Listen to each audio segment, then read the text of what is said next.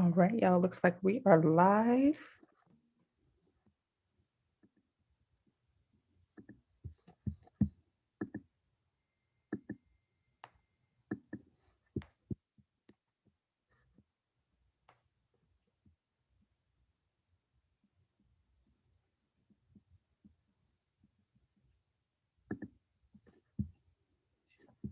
All right, y'all, good morning. Good morning. Good morning. Happy Saturday. Happy Black History Month. Happy 2021. Happy February. Happy Valentine's Month. Happy day. I'm so excited about today. First, if you are tuning in, I want you to go ahead and share this. I'm going to share it right now. Share it in every group. Share it on your mom page, your nanny pages, your grocery store page. Like share it to your cousin's page. Just share it everywhere because everybody needs to listen in on this amazing conversation we're going to have today. Our first Nannying While Black of 2021. First, how was it already 2021? Because I feel like 2020 was the longest short year ever. But it's a blessing because we made it to 2021, right? We made it to 2021. So I'm super excited. Jada is on her way. Super stoked. So I'm just going to give it one more minute and we will get started. And let us know where you're watching from.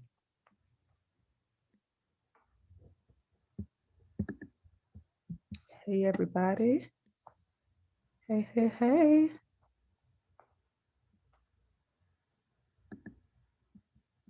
All right, here we go. Here's Jada.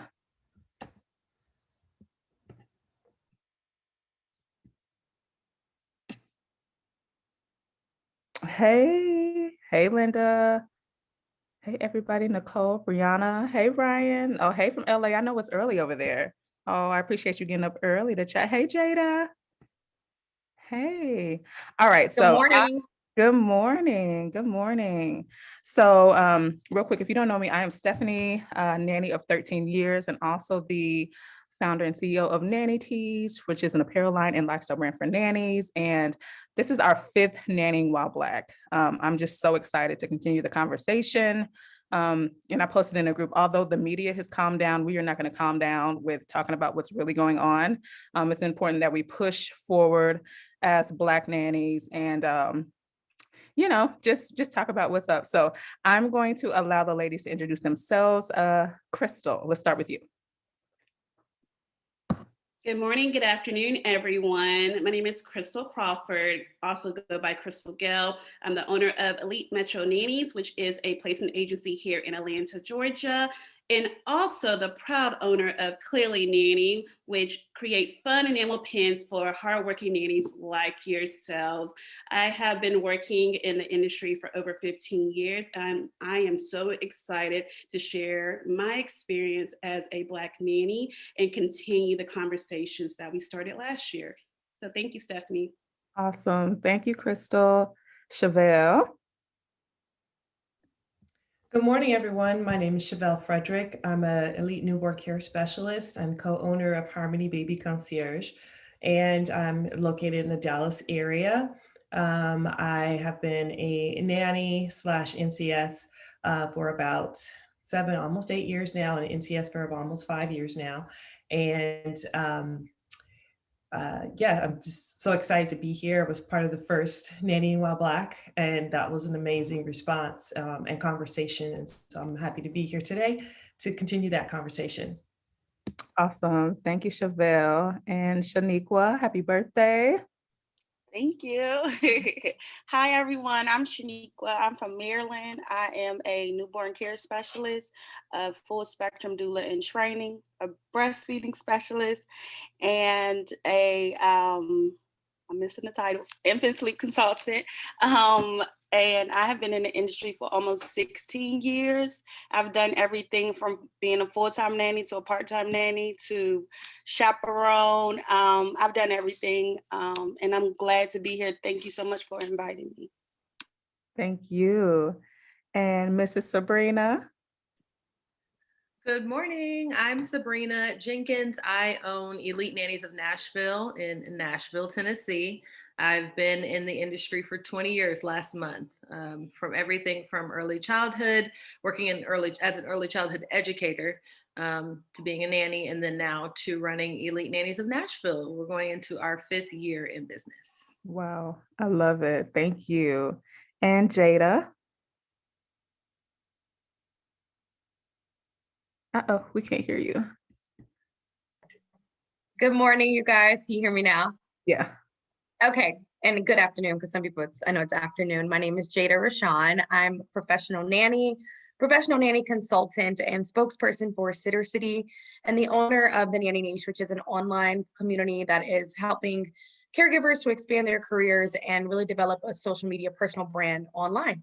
I'm excited to be here. I've been in the industry for going on 12 years now, as a nanny, as well as working in the early childhood development too and daycare facilities. So y'all, it's time to dive into what we talk about. I'm excited. I love all y'all. Y'all look good.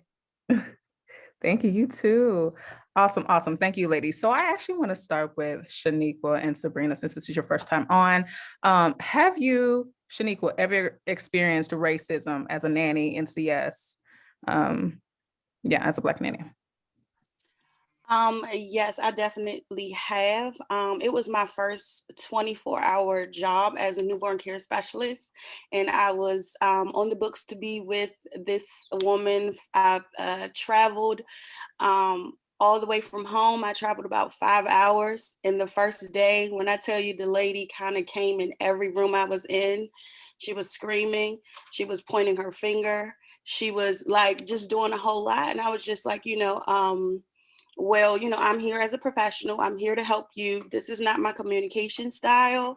And she flipped it and told, because I was working with an agency, she flipped it and told the agency that I was combative, that I made her cry, that and I was just like, what type of, what's going on here? I was confused. And I just felt as though she had staff there, and maybe it was, just the fact that she knew them more. But I saw that shift in me being a Black woman. I'm coming into your home, and you're treating me like this. But when it came to those around me, there was a shift, and there was a difference. There was a sweeter woman. And I just felt that it shouldn't have went down like that. It shouldn't have happened like that. But that was my experience as an NCS dealing with racism. Wow. And then it's kind of like also when I was full-time nanny, it was just the stares and the comments and the side comments at the playground, and the coming and get your child when I'm walking towards the playground, as if you don't see that I'm with this other child, right? So why are you moving to the side or coming to rush to your child? So it's not like flat out blatant racism, but I just felt as though people were very uncomfortable when I was on the playground as a preschool teacher or as a nanny. So it's tough. It was very, very tough. Wow. Wow. Thank you for sharing. Sabrina, as an agency owner and then working in the early childhood education field, can you talk about your experience a little bit if you've experienced racism? Yeah, I moved to Nashville from South Florida 15 years ago. So I had the pleasure of growing up around a lot of people from many different cultures. So Haitians, Jamaicans, Trinidadians, people who are Hispanic, Latina, and so on and so forth. So I grew up in a very colorful world. It wasn't until I moved to Tennessee that I experienced racism. I, of course, was educated on racism and had tiny, small moments growing up, but overall, not really. If anybody is from South Florida, they know that's kind of just its own little world, right? It's like living on an island. You have no idea what's going on in the rest of the world. When I moved to Tennessee, I had my first job as a 3-year-old teacher at a preschool in Franklin, Tennessee, which is majority white, wealthy, very wealthy area. And when I walked into the door for my interview, the woman was like, "Oh my God, I wasn't expecting a Black person." So apparently, I guess the way that I spoke told her that I was white. Maybe my name said that I was white, I don't know. But that was my first moment. It was very awkward for me. I was 21 years old. I had no idea like what was going on. And then as the years have gone by, it's been like that, just very casual racism is what I've always experienced, especially working with children. Of course, people, loved me taking care of their children. That was never an issue. And I apologize if y'all can't hear my husband in the kitchen putting away dishes. But now as an agency owner, I used to meet every family in their homes. And so they would talk to me on the phone. And if they hadn't done their research on the website, they didn't know what I looked like. And so when I would pop up at their house, they would be like, hi, hello, hi. It was always awkward. But I just took it as a reason to go ahead and show them what I'm about and break some of those stereotypical things that they thought about or think about Black women, and give them the opportunity to see a different side of us, or a side that they may not have known. And so that I take pleasure in. I miss meeting families in their home for that reason. Now we do Zoom. It's hard to read people on Zoom, but yeah, I mean, that's been my thing. Lately, I would say the past 2 years, my biggest issue has been with Caucasian women, and which is my biggest clientele. So lately, we haven't been seeing eye to eye, and I've had people verbally attack me over, things that are out of my control, or things that were their fault, had nothing to do with me. So it's been a very interesting 2 years, and I think maybe that has something to do with what was going on in the political climate, or what have you. Mm-hmm. Do you think they would have spoken to you like that if you were white? No. Wow. Yeah, Wow. no. But that's, me setting them straight, using the same voice that I'm using right now, and not in the same tone, I think makes it even worse. They get even more angry. But what are you going to do? That's why you have good lawyers, Yes, I love that. I love that. And also, I can't wait till my husband can put away my dishes, because I got some in the sink now. Okay. Just had to throw that in. It's okay. Jada, so you actually wrote an article, and I'm going to share more about that next week, but I love how you talked about the way that white nannies are perceived in movies versus Black nannies in movies. Do you mind sharing a little bit about that?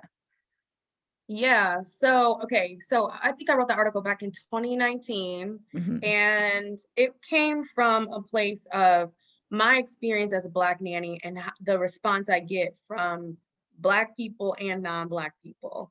And so I always find myself having to defend, or would find myself having to defend myself as a professional nanny. Even as an entrepreneur, I used to always feel like I need to get something else to add to this nanny role, because if I'm just the nanny, people looking at me like, what, And so I found myself always having to defend being a professional nanny, and really wanting people to like see how much it's evolved and why I love it so much.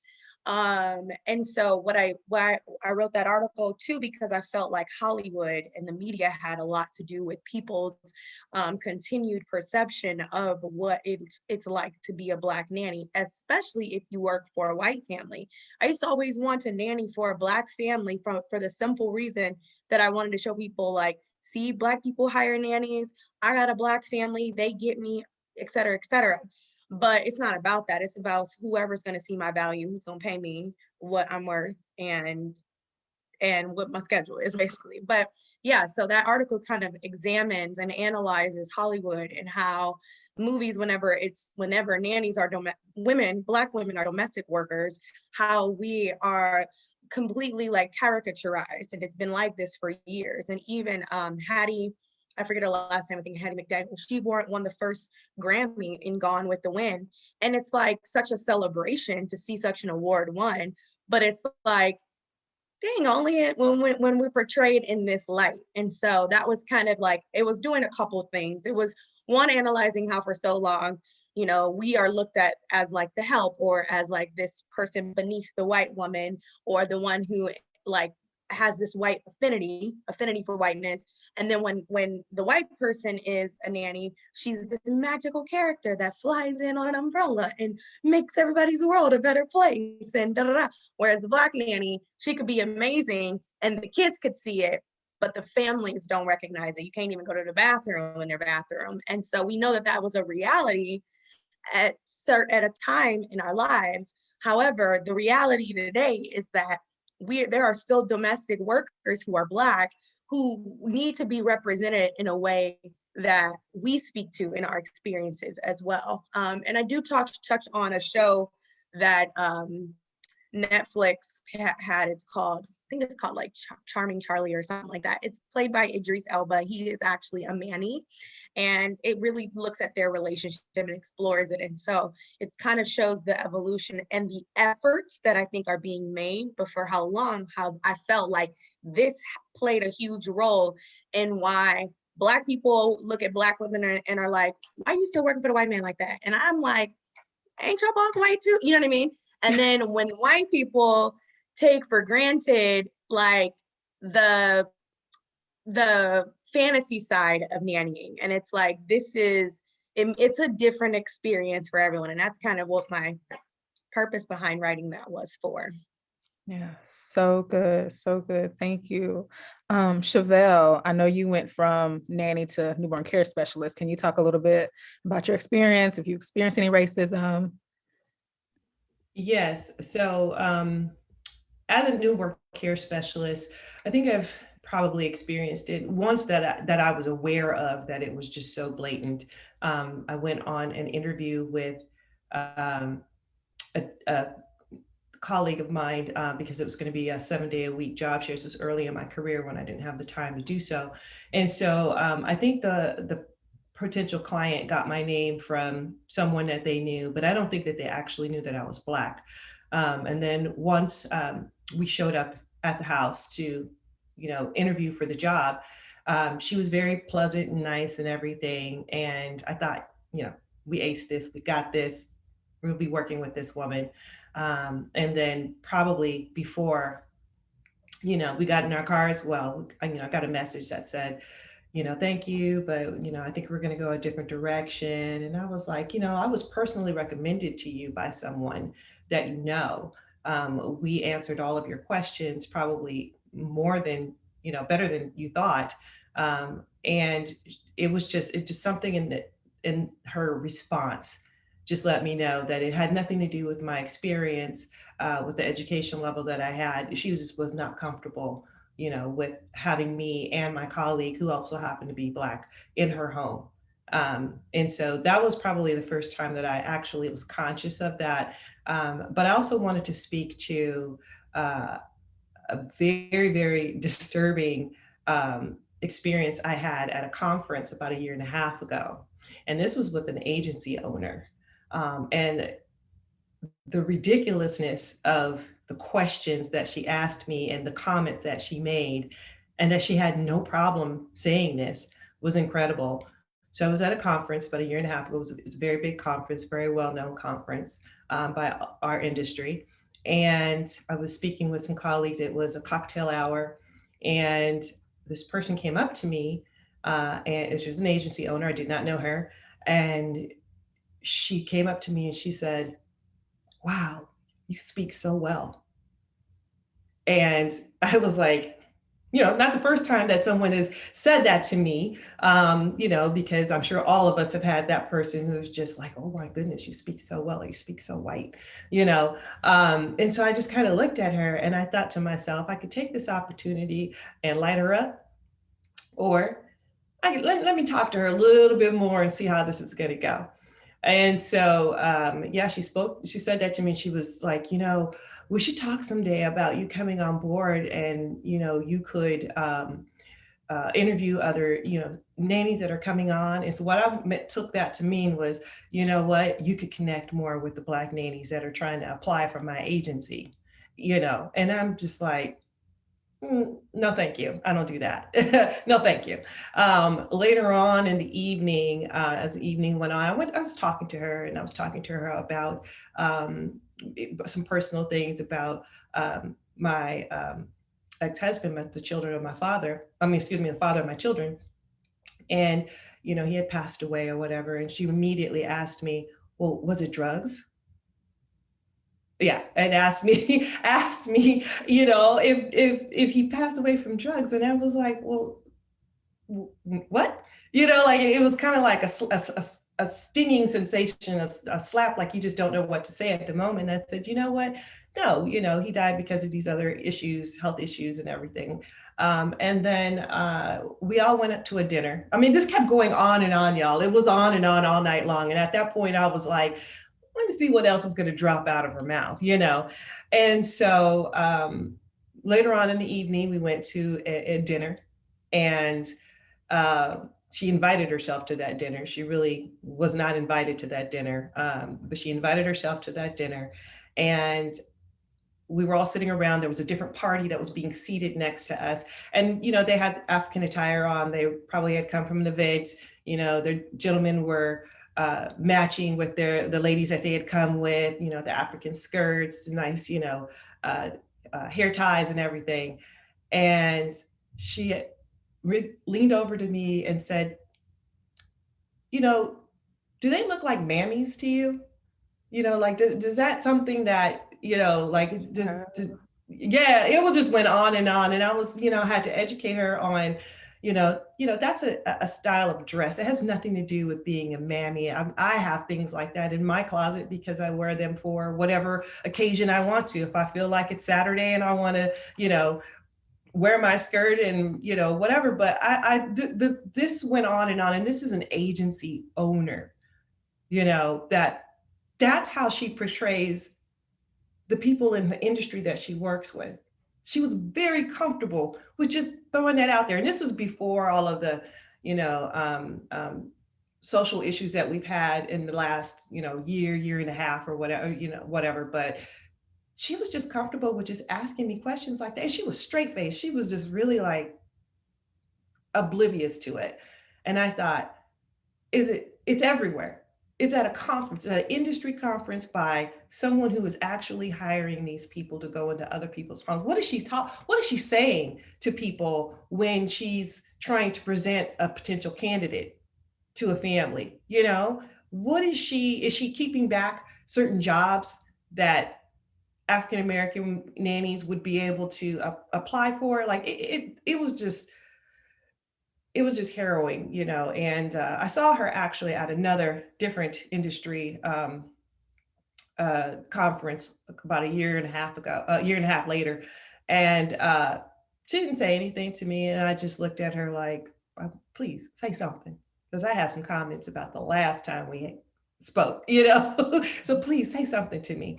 But she kind of kept her distance. I don't know if she figured it out or what, but it was very disturbing. Wow. Y'all, let's talk about that, because I'll be honest. So the nanny industry, the agency arena, is mostly ran by white women, just point blank. And so, we are growing, and I'm excited and proud of us, who are agency owners and, starting our own businesses and everything. But how can we handle this? Because sometimes it gets out of hand. And I appreciate the agencies who actually reached out and said, we don't know what to do, but we want to support. But y'all, let's just chime in, because Chevelle, you better than me. You better than me, because sister would have been crying by the time I got done. So yeah, y'all chime in, because that I for one have chosen not to ever join any of those agency, whatever they are. INA, the other one with the, what is it? Listen, I'm not afraid to admit, APNA. I won't join any of those until I see more people that look like me in leadership.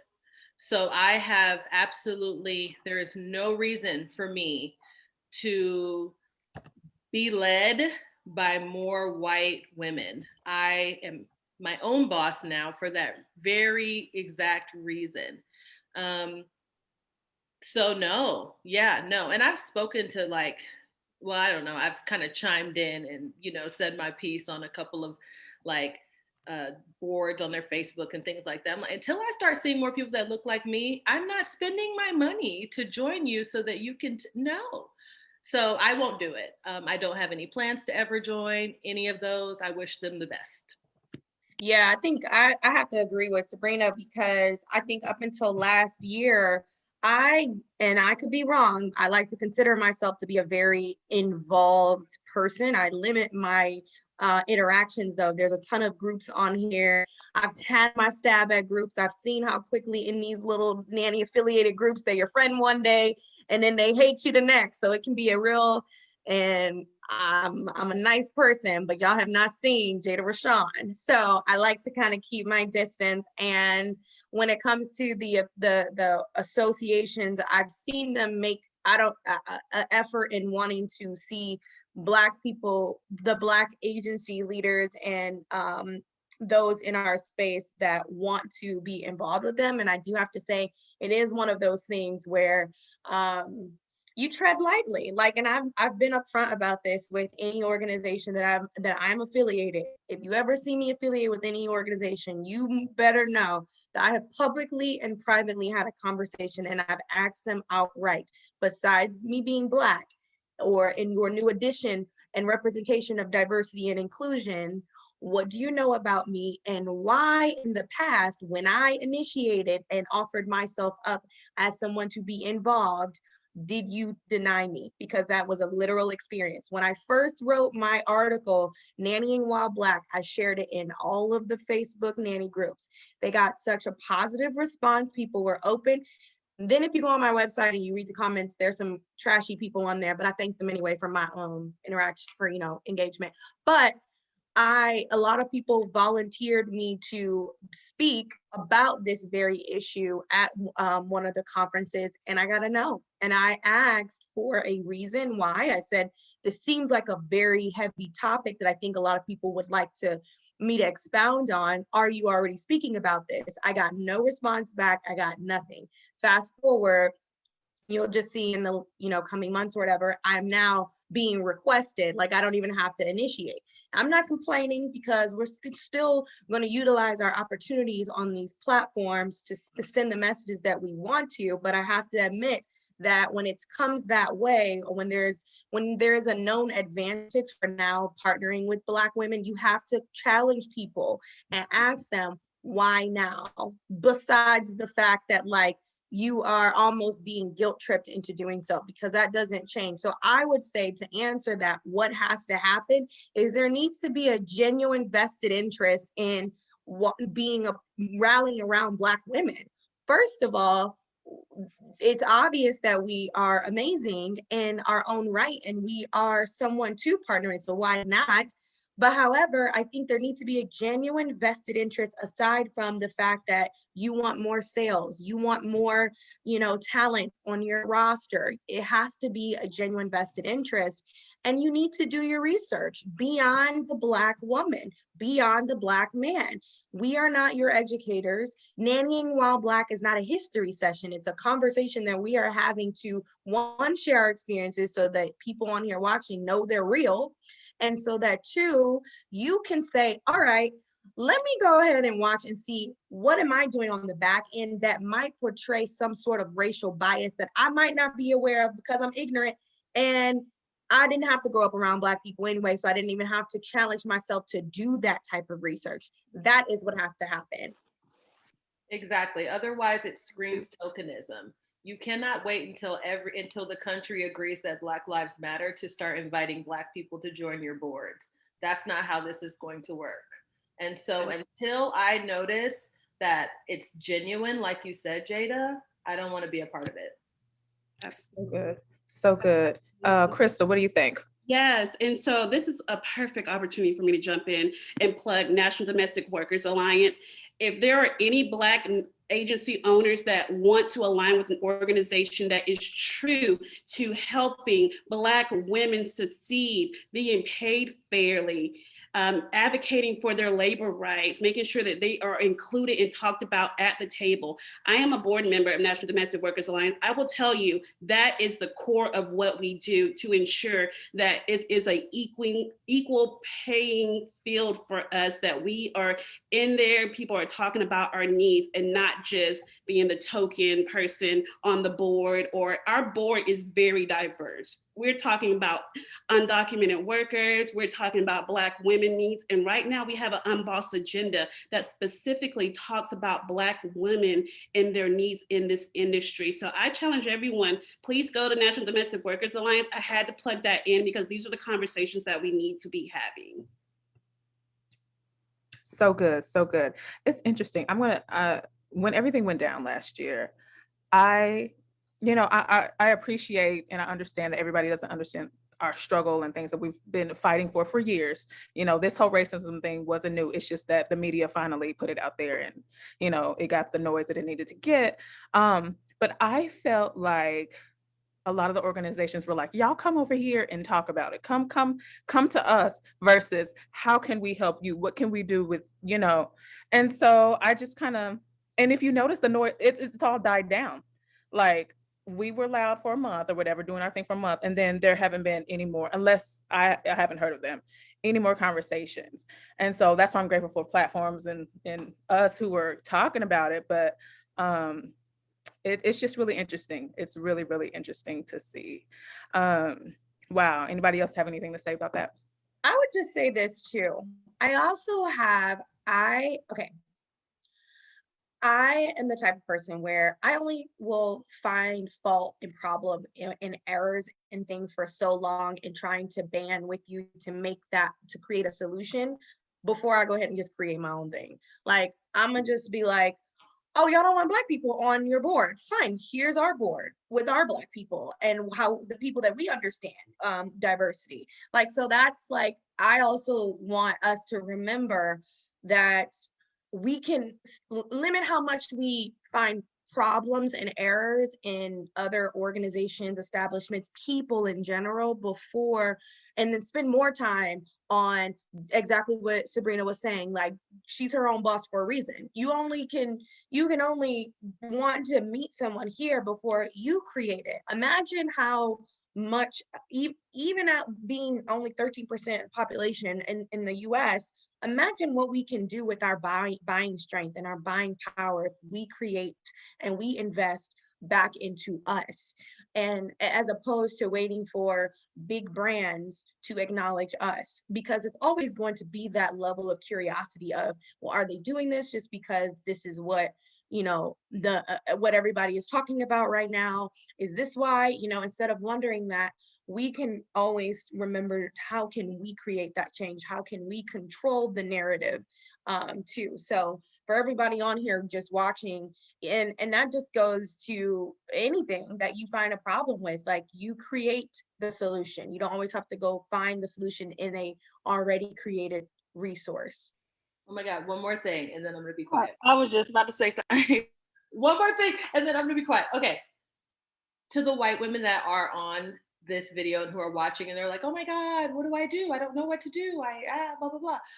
I just want to say that it's okay to ask us to come in and help guide you to where you need to be when it comes to racism. And when, for those of you who want to do better and learn, all I ask is that you pay us for our time. So no more inviting Black people to come in and educate white groups without compensating us. So the next time that you have this idea where you want to invite one of us to come and speak to your group or help you, educate you, or push you towards the right direction, make sure that you are willing to compensate us for our time. That's a whole word. Like, I need Amen. to throw a seed on that. That was good. That was good. I wanted to add something to what Jada was saying about creating your own spaces. So I have to say, in the midst of all of, what was going on, several months ago, a lot of chatter in the groups, a lot of people speaking their piece of, we don't feel comfortable in some of these groups that we're in. There was a group specifically in the newborn care world that another person had created called Newborn Care Providers of Color. And it's an amazing group of Black NCSs, birth workers, things like that. It came out of because we were being silenced. A person was being very silenced in a different group, and so she really tried to back out of, hey, I don't need to educate you guys why I feel the way I did, why I made the choice I did, and finally people just kept coming to, why can't you share? Why can't you share with the information? And it was very stressful. You know how stressful it is for the spotlight to kind of be on you and to explain yourself of why you feel that you're being discriminated against or whatever, or educating non-Black people about why we feel the way we do. And so she created her group, and it's been amazing. There's been mentorships that have come out of that. There have been great relationships that have come out of that. Advice, and it's a very professional group. It's not, cattiness happening over here and people talking. It's really, it's like-minded people helping each other to further their careers. The opportunities for mentorship that have come out of it, and connections and networking has been beautiful. So creating our own spaces is very important, and creating our own professional spaces, not just, for social, get-togethers or whatever, but to make sure that that we're helping each other out. So I just wanted to add that part in. And I'll add, just off of what you were talking about, I do want to acknowledge you ladies who have agencies and who have groups and things where you are, you're being that inspiration to others who may not know how to, like how they can stand in the front and make their own space, and they're feeling like they're not to be included in other groups, or they can't connect in other groups, or they can't connect with another agency owner. Because I look around all the time and I'm like, I wish, more agency owners looked like me, or I wish that I saw more of us represented in this space, because yes, we are great at what we do, but we also can lead. We also can show up. So the creating spaces is so important, because in this for like the nannies that may not be nannies yet, like you see someone represented in your area and you come into the agency, it's like, okay, wow, she looks like me, maybe this can work out. So I do want to acknowledge you all who are creating those spaces already, and really showing us in the forefront, and not just as those who are working for these families. I love it. Thank you, Shaniqua. So since everything went down, last year and has been going down under the table for years, have y'all noticed a change for the better, or do you kind of think things are kind of back to the way they were? Have we made any improvements? Like, was it just a fad, or, what do y'all think? I do think it was getting better, but now it's backsliding a little bit, actually in another group. I don't remember which Facebook group it was, but in another group, they were silencing our voices again. And they called, and after already, okay, can you join, the group admins? They asked, a Black nanny, can you join as a group admin? I know you have your group for Black nannies, but then now people want to talk about stuff, right? Like, it's Black History Month, this is happening, that is happening, and you want your voice to be heard. Now you're deleting posts and making sure comments are turned off, or doing all of this stuff after asking for that representation. So now you've kicked her off the admin, and you've done all, so it's just like, is it really getting done? Are we moving forward, or are we taking 10 steps back And then when something else happens, then, oh, you know, everybody matters. Let's get some more representation. So which one is it? So it almost makes you feel like you're used. You know, let me get a Black girl on the board for some color, but let me just, you know, control what they can do or say. Exactly. Wow. Wow. Anybody else? You see any change, Crystal? Yes, I feel like a lot of organizations may have done some surface work, but not the internal work that needed to be done. I'm talking about from the top to the bottom. It was very surface. And I'm gonna be honest with you, it seems as if it was just a show and we needed to just save face so that we could keep our members, so that we could still have people that wanted to join. And it just, it's very interesting. But I do see some people starting to backtrack and work with their leadership teams. And I'm talking about, it's almost been almost 8 months since we've done this. And people are now just coming to their leadership teams and saying, hey, we need to work on this. And some aren't. And so there's definitely more room for us to do work. I want to see more people at the table. If not, create your own table. And I'm here and I'm here for it. But whatever needs to be done, I think that our faces need to be seen in the process. And I agree. And part of me is like, do I really need to go over, do I need to do the extra work to try to like make something happen? Like, do I really need to go invade, you know, and make sure I'm heard, or, you know, do what y'all said and, you know, go ahead and let's do our own thing? Because I feel like we shouldn't have to do all that sometimes. Like, yeah, I shouldn't, like, come over here. You got my number. So yeah, that's amazing. Have y'all had some, you know, non-Black people who have been supportive and who have, you know, really been like, yo, I'm here for you, whatever you need? Have y'all had any of that? Yeah, my business partner is a white woman. Oh, So nice.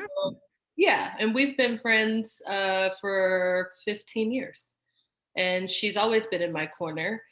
She is a part of the LGBTQ community. So I think that she can relate to a struggle, but she never tries to relate to mine, if that makes sense.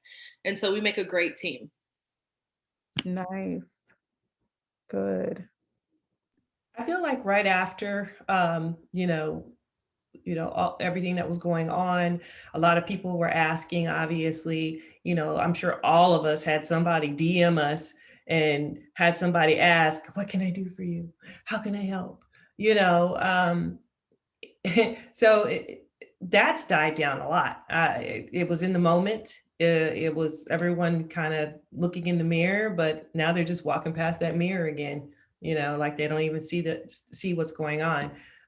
So I haven't had anyone continuously other than like Sabrina. My business partner is also white, but she's always been on it as far as making sure that we have equality, in our company. I don't have to do that work by myself. That's never a conversation we have to have. But yeah, I think all of us, probably everyone in the nanny community had somebody reach out, or a mom boss, somebody, ask what they could do to help. But I don't see that happening anymore. I'm pretty sure that people are still aware, because once your eyes are open, you see it. What you do to act on it is something completely different. So I think everyone still sees it, but I don't know that everyone's doing the work or actually going in and doing the work. Yeah, yeah. And real quick, guys, if anybody that's watching has questions for our beautiful ladies, please feel free to post it in the comments, and we'll get right to them. We'll get right to them. So those of you who still work with children, and had to, experience everything that happened last year with them, did you guys have a conversation with the kids that you're with, or how did that go during that season? Yeah, first of all, we talk about stuff as like, I feel like the race conversation just naturally always comes up, especially when I work with a non-Black family. When it's kids, they're not surprised that their nanny is Black. And so depending on how old they are, the age that they are, we might hit it with some like, I'm a Hershey Brown. God made me Hershey Brown. There's Hershey Brown people in the world. Everybody's not, cream colored, we might associate it with like a food or a snack or whatever. And if they're a little bit older, And I also try to mirror language in the way that parents talk to their kids to kind of have the same way that I talk to them too. But my current family, we talk about just everything in terms of like, I don't know, we'll make jokes about just, I'm like, Black folk, we don't do that. Okay, like I gotta put a scarf on my head. Like we have that level of comfortability. So when things that transpired last year, and even with Trayvon Martin, with some of the families that I worked with, this was never a uncomfortable territory to step in. There may have been like a comfortable approach to it, probably on their end. They probably didn't know how I was going into it, but I'm gonna be completely honest. I actually get turned off when any white person comes to me and says anything like, "What can I do for you?" or "I'm so sorry," or "How can I help you?" It's not, that's not the, that's not the way. I get it, but I kind of, it turns me off really, because it immediately is this almost like, you need help, how can I help you up? So it puts a level of superiority over, whereas the conversation for me is just open up your eyes and see what's going on, and see that there are some discrepancies and imbalances that exist in this world, and it shouldn't have gotten even up to this point. So let's talk about and why that is, and what is your privilege that has afforded you such a life as this, how it does that impact me? Because the reality is that you are not better than me. You are not like, I there may be barriers that have created and systems that have been put in place to keep me from being afforded opportunities as opposed to my white counterparts. But everything that I work for, I deserve it, whether it's the favor of God or my hard-earned work, wit, and knowledge. And so that's how I have the conversations. Like even with my boys, with everything that was going on, I was telling them that, racism still exists today and it's never going away. It's not going away. Like that's the first thing we have to realize, is that people who hate people because of their skin color will never go away. People who hate people because of their gender or their sexual preference, it's never going away. That is something that will always exist. But what you can do as an individual in your day-to-day is acknowledge that you are not the only person that exists in this world. And if anybody looks different than you, you don't treat them differently. You always base it off of character. My hero is always and will always be Martin Luther King. And I just think that he, so many times when he was presented in opportunities where he had every right to go off on somebody and want to beat they behind, he carried it with the grace, and it just speaks to all of us in a way that I try to communicate to my kids, and they get it. They get it, because we have to be honest. Like when we're working for wealthy people, they live in neighborhoods where there aren't a lot of Black people, and so sometimes just by people's environment, they are not exposed to the realities of the world. And so it's kind of how do we expose them to what they are not exposed to? So yeah, that's how it is. That's how we talk about it. And it's a learning thing every single day. It's something, a new conversation will come up every day. But as far as the events, even down to explaining riots and protesting and the differences between the two, and the importance of being able to utilize your voice and to stand up for what's right and why you should be doing that, and how the many ways that you can do it, even during a pandemic. If you don't feel safe enough to go out and physically protest, you can still use your voice. And I think that was a powerful time to talk about how your voice should never be silenced, and there's never an excuse to not stand up for what you believe in and not rally around others for a cause that is worth fighting for. So it's a conversation I still be having with my kids. We were talking about it the other day, actually. So yeah. Wow, so good, so good. Thank you, Jada. We have a question from Yolanda. She says, how have any of you handled racism with the nannies that may work with your agency?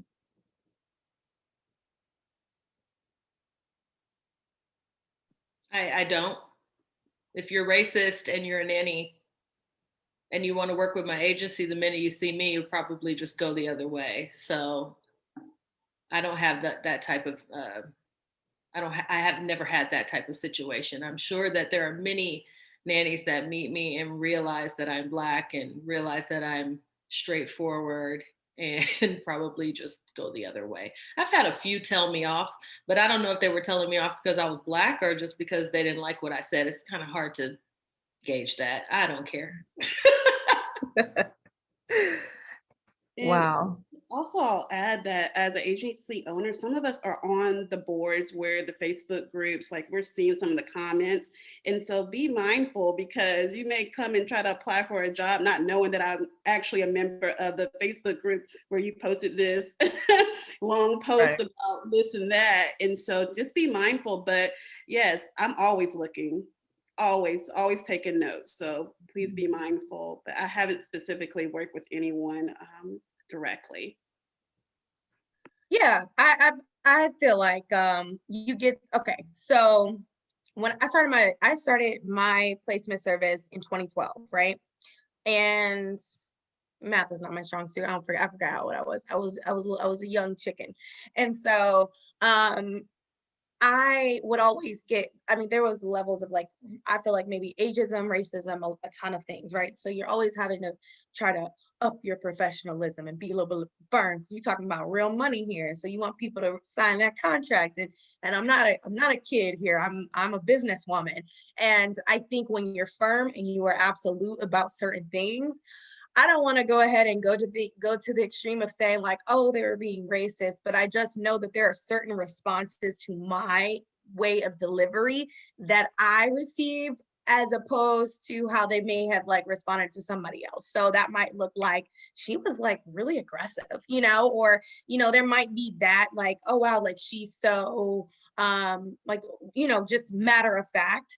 And I work on that constantly, because I don't really have a medium. I'm either like really, really nice, which is what you see of me most of the time, or I can be really, really mean. Or I can say nothing at all, which can also translate to being really, really mean. But I think nannies I've worked with, this has come from, I think, Black nannies and non-Black nannies. I've gotten to where people have literally scheduled interviews with me, and we've set up trial periods. And the day of the trial period, they're like, oh, I'm sorry, I'm not going to be able to come. I actually accepted a job somewhere else.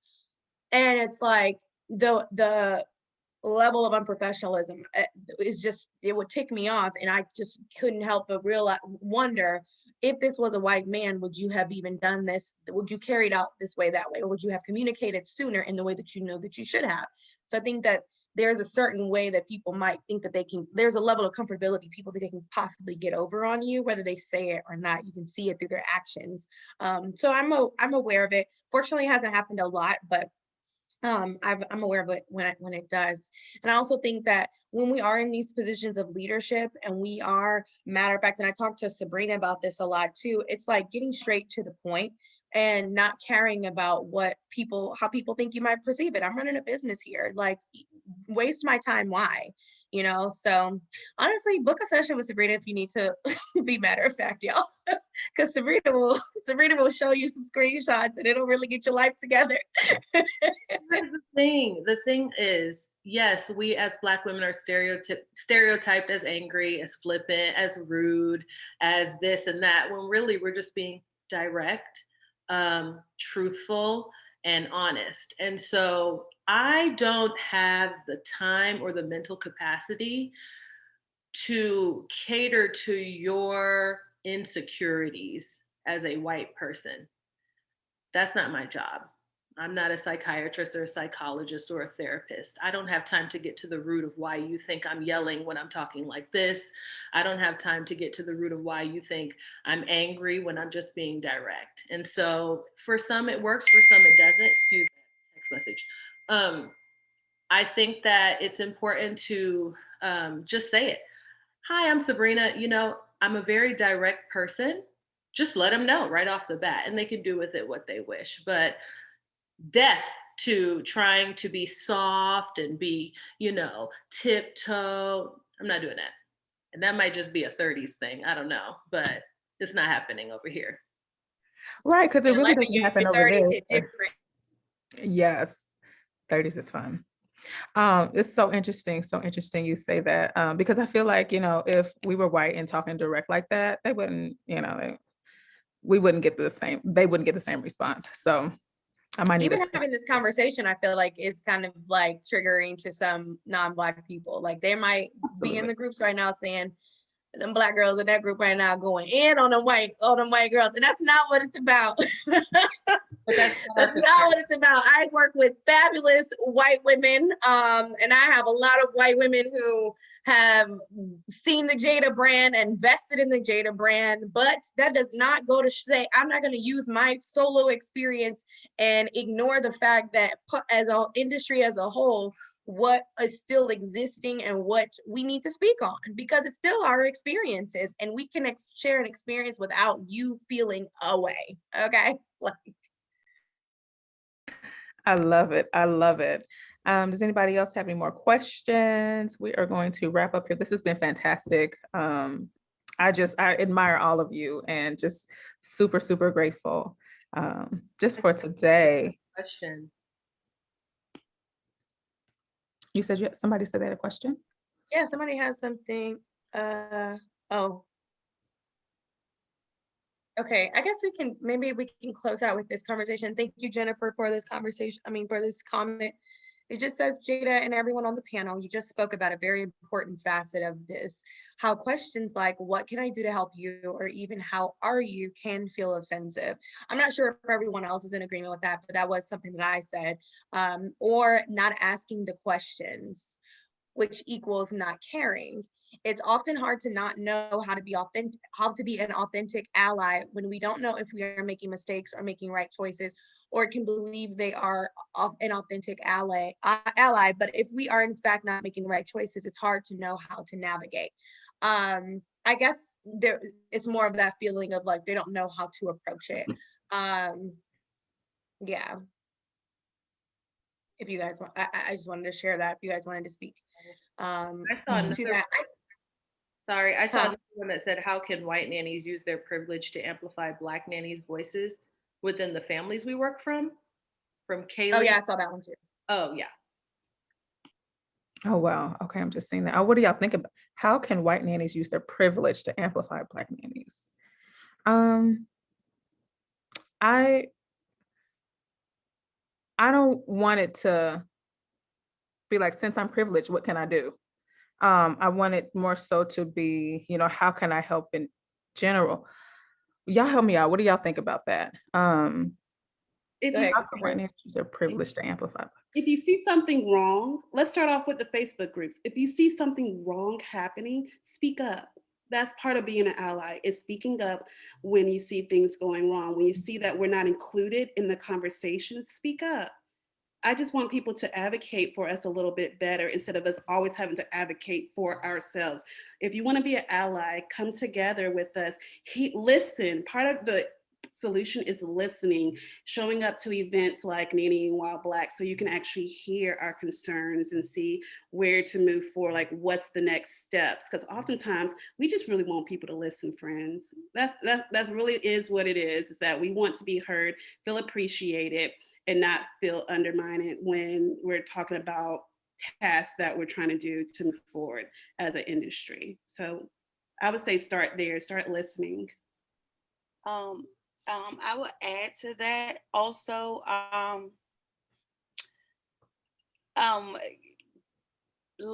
While you're listening as well, trying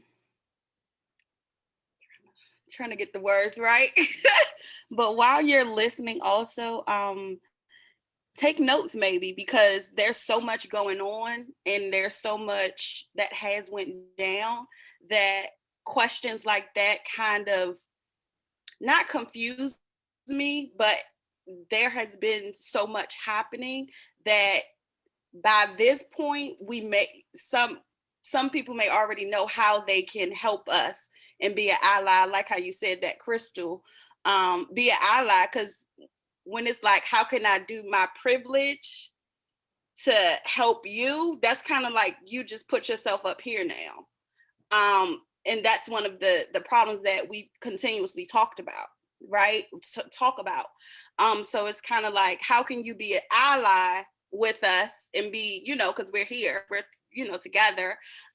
So just take those notes, listen, and go from there. Do things in your own way. You don't always need the answers from us because there's so much going on where you can get the answers. Like, it's plenty of conversations that have happened, that continues to happen, that is happening right now, where you can take from that how you can help, so dig inside yourself and figure out like how you can help from what you've already heard us talk about, or anyone has talked about, because it's literally everywhere, in the news, in the Facebook groups, in conversations like this. But the fact that you're even here is great as well. But when you do talk about it, don't say my privilege to help you. How can we work together to ensure that your voice is amplified as well as my, something like that. But I hope I answered that.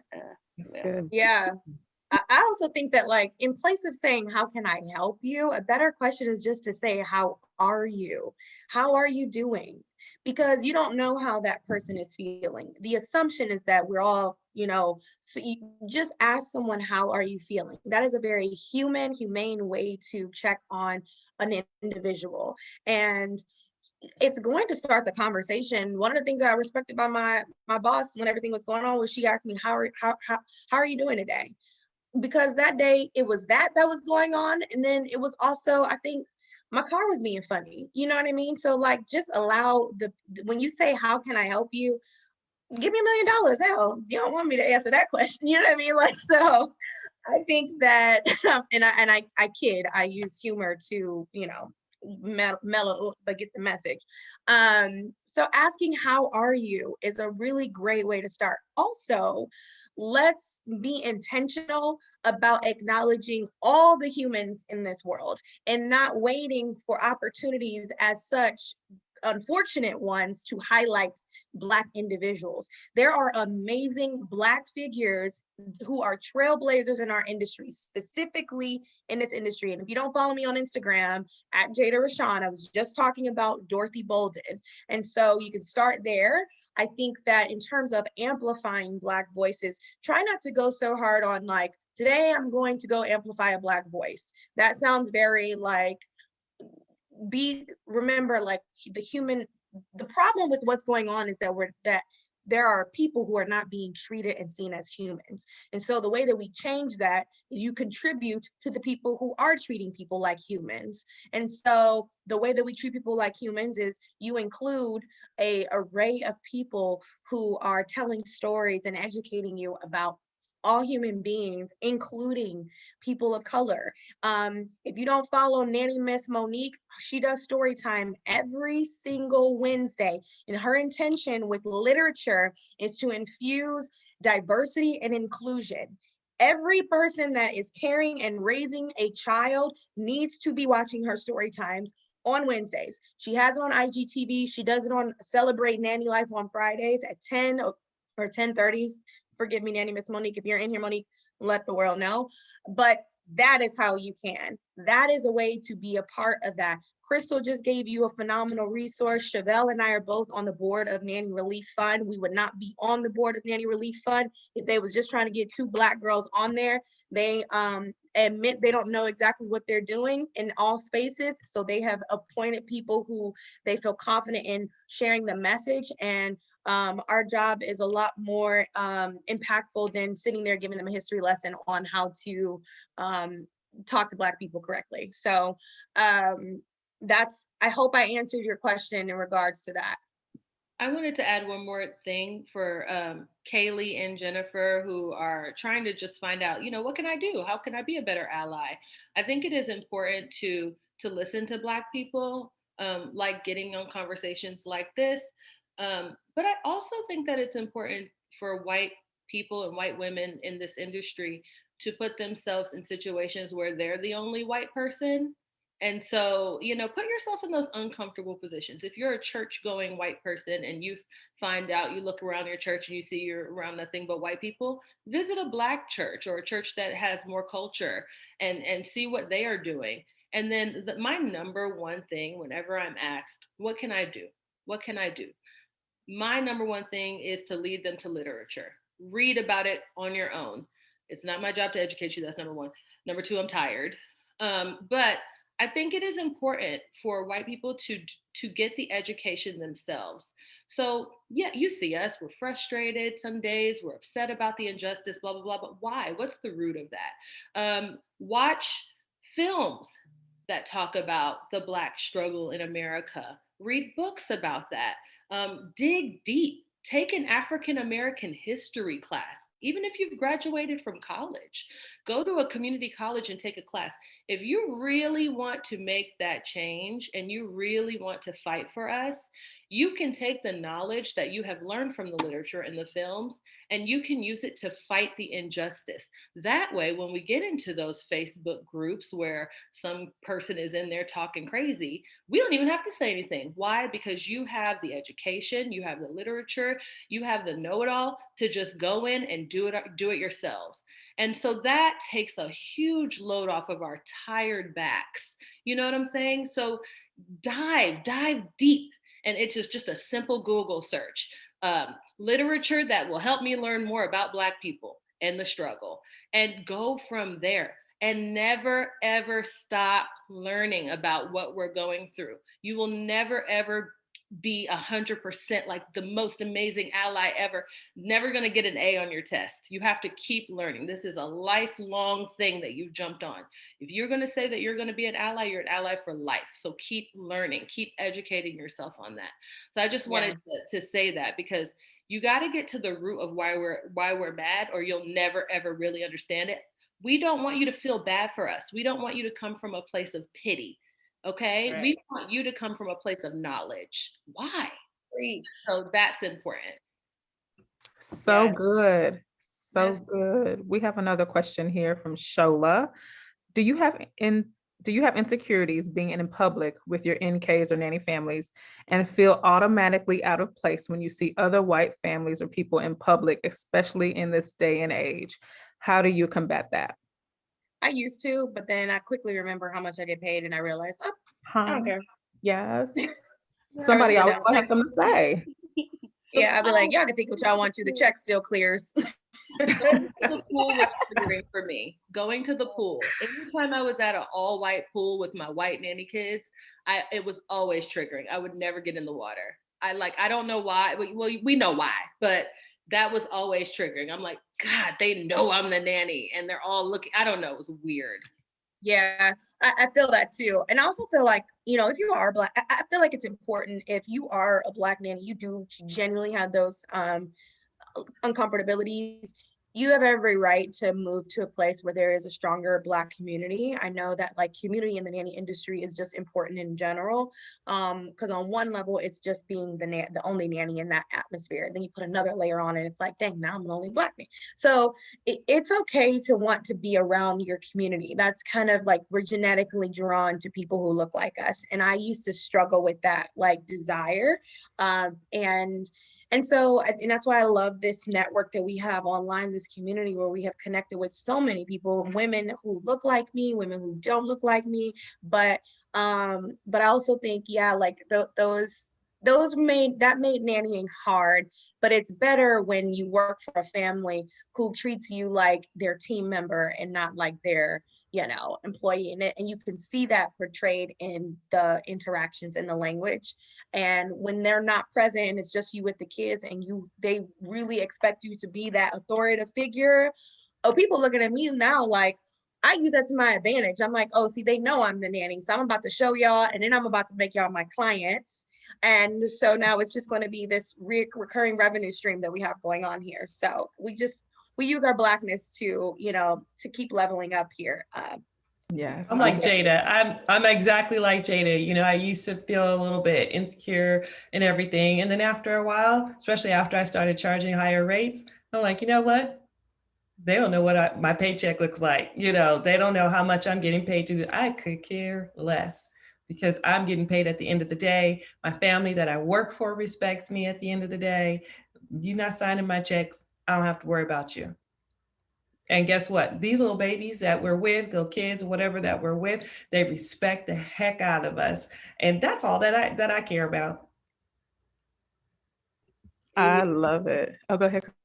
No, I was saying that one of my favorite things to do is wear your t-shirt. Black Nannies Matter. I will pop up on any scene with the t-shirt on, let's talk about it, and so that's one thing. I hope you come out with some more merch, just saying Black Nannies Matter, because it definitely makes a statement when you walk into a room with that t-shirt on. Yes, yes, absolutely. I would Shaniqua? say that I am not insecure, but I'm a little uncomfortable when I'm in public and like maybe my nanny kid has like a tantrum or because it happens. But it's not the parent with the child, or a white nanny who could be perceived as a parent with a child. It's a Black nanny with a child who's falling out and doing all this and that, and it's like all eyes on you. How she's going to handle this? How is she? It's like everybody kind of targets in on trying to figure out how I'm going to handle it. I do have a little look that I do, so I don't get too much tantrums. I don't got to do, much of too much. I just, kind of, okay, all right, but I do feel like it's when it's the all eyes on me, it's kind of like I'm going to handle it how I'm going to handle it, because I'm a professional, but you don't have to stare. Like, your child just fell out too. Was I all, in your business and trying to figure out what you're doing? This is not your child. So it shouldn't be your concern, and your eyes shouldn't be on me, trying to focus on what I'm doing. I'm hired because I'm a professional. So, worry about what's going on elsewhere. But you know what I will not do? I will not be at the park. Oh, my bad. What'd you say, Sabrina? Sorry. I was going to say there's a root to that. So with everything that we're talking about, to it.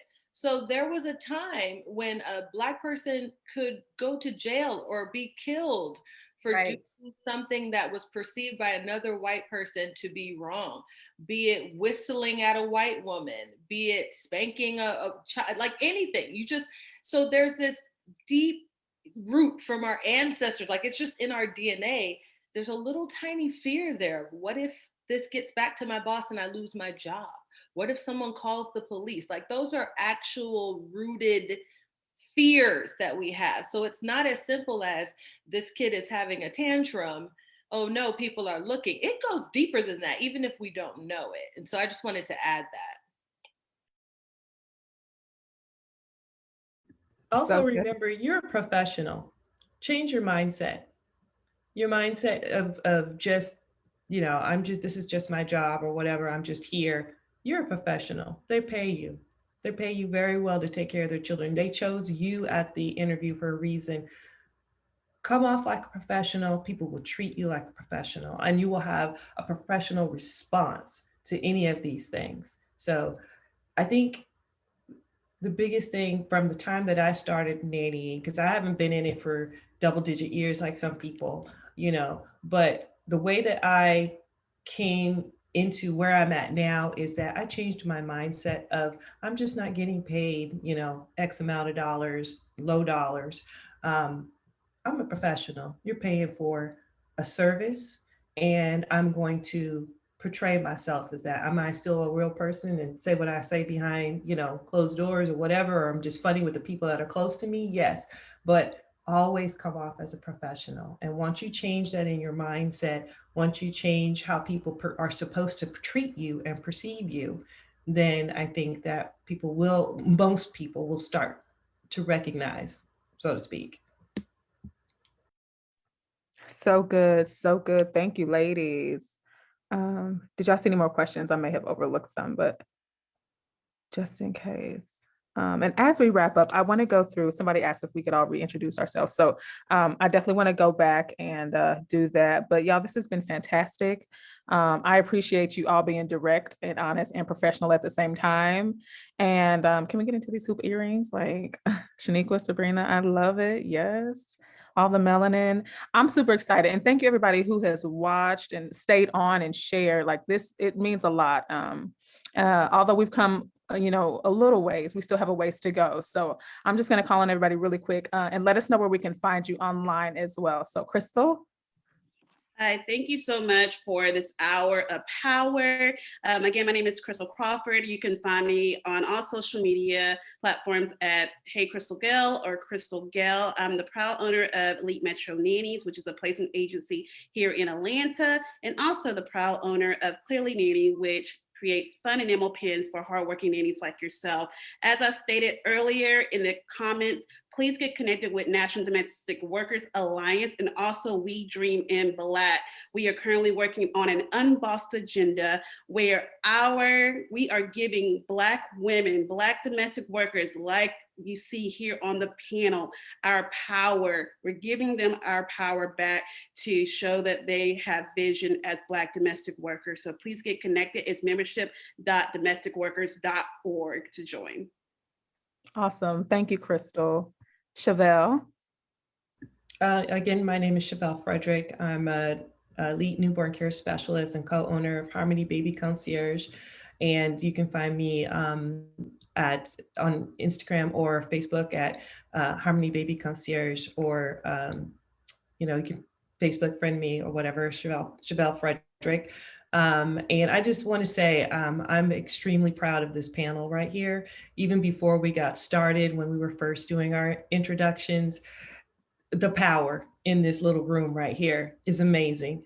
And I know that there are other people just like us out there. You might see some of our faces, often, whatever, on these panels, whatever, but it's not just us. There's a bunch of us out there. So if you want to get started, please do. And please be a voice for us as well.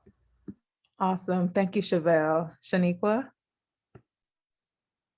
This was amazing, so great. I'm Shaniqua from Maryland. I'm the owner of Modern Childbearing. I focus on all things fertility, birth, and babies. I am a newborn care specialist, breastfeeding specialist, infant sleep consultant, and a full spectrum doula in training. You can find me on Instagram at Sincerely Shaniqua for all things baby, and Modern Childbearing for all things fertility and birth. I love it. I love it. Sabrina. Again, I'm Sabrina Jenkins. You can find me on Instagram at Sabrina, N as in Nancy, Jenkins.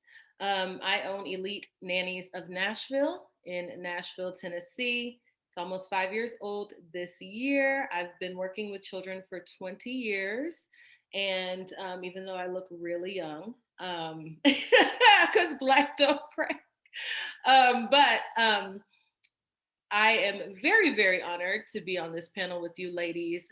You all are beautiful inside and out. And thank you for the invite. Thank you for the questions to everybody who jumped on the live today. We really appreciate you.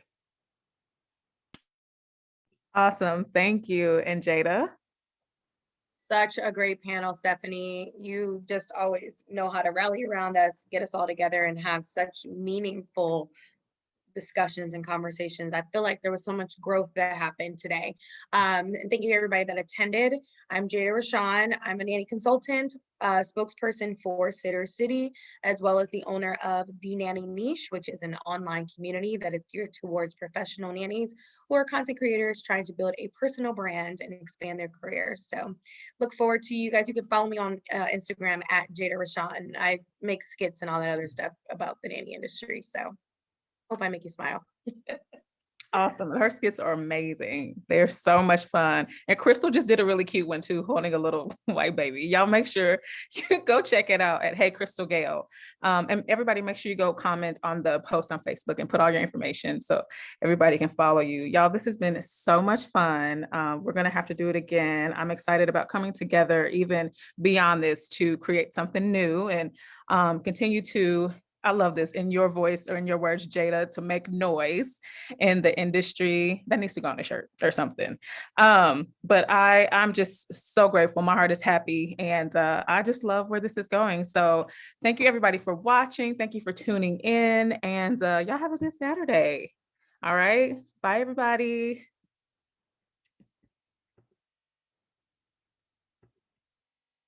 Okay, hold on y'all. Let me see if I can